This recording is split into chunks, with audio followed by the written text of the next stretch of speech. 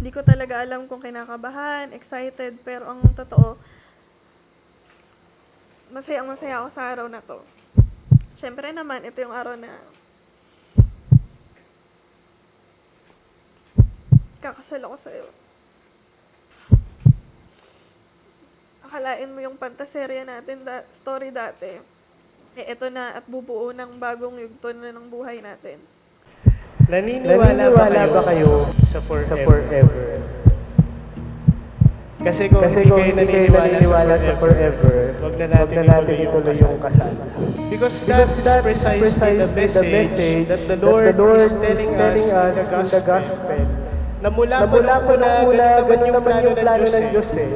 Kung ito na ang huli kong liham, Sa lalaking nilikha ng Diyos para makasama ko habang buhay. Mahal ko, ito na, this is it. Ikakasal na tayo. sa isang paalam, dahil ako ay mabubuhay sa'yo. Mahal ko, di man naging maganda yung pinagsimula natin bilang mag-boyfriend at girlfriend. Kasi laging tampuhan at away araw-araw. Nagpapasalamat pa din ako sa iyo at sa Panginoon. Kasi yun yung naging daan para mas maging matatag yung relationship natin.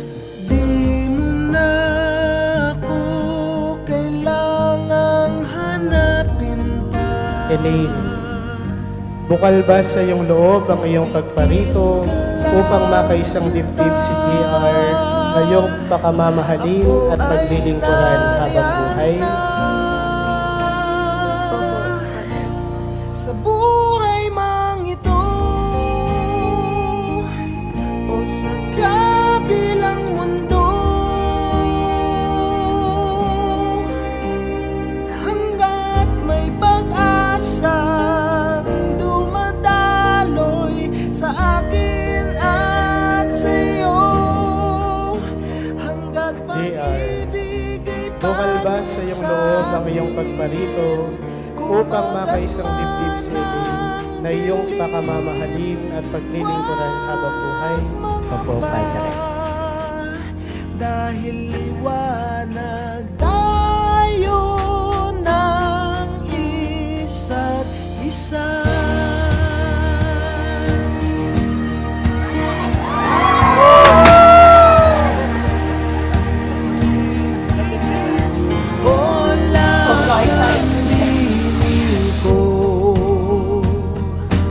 Buhay ng buhay ko, saan ka man patungo, dalhin mo ako.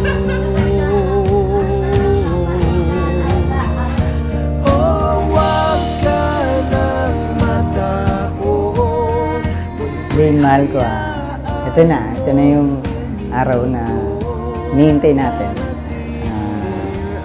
Salamat sa lahat ng pagtitiis mo sa ugali ko, sa mga panahon na pinaramdam mo sa akin yung pagmamahal mo. Maraming salamat. And sa araw na to, mula ngayon, ito na yung buhay natin bilang mag-asawa. Sana kung ano man yung pagdaraanan natin, kung ano man yung pagsubok na haharapin natin, sana lagi tayong magkasama. Haharapin yun. Mahal na mahal kita. O sa kabilang mundo, hanggat may pag-asang dumadaloy sa akin at sa'yo, hanggat pag-ibig ay panig sa atin, kumagat man ang dilim, wag mangamba, dahil liwanag tayo. Then tinatanong nila, ano ba yung best ingredient for a long and lasting relationship? Yung sasabihin nila, love, because of love. Yes, it is true that love is there. And I presume na lahat naman ng nagpapakasal, meron love. Kasi kung walang love, hindi naman kayo aabot dun sa kasal eh.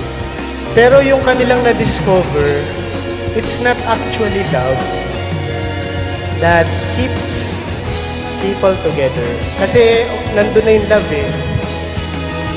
What really keeps couple together is the commitment. A commitment to stay together. O sa kabilang mundo,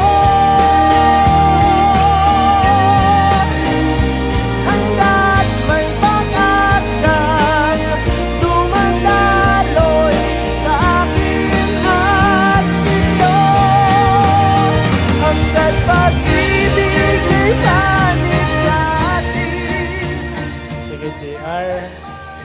Maaari mo nang halikan ang iyong asawang si Ellen. Palakpakan po natin si Mr. and Mrs. Virgilio Manay Jr.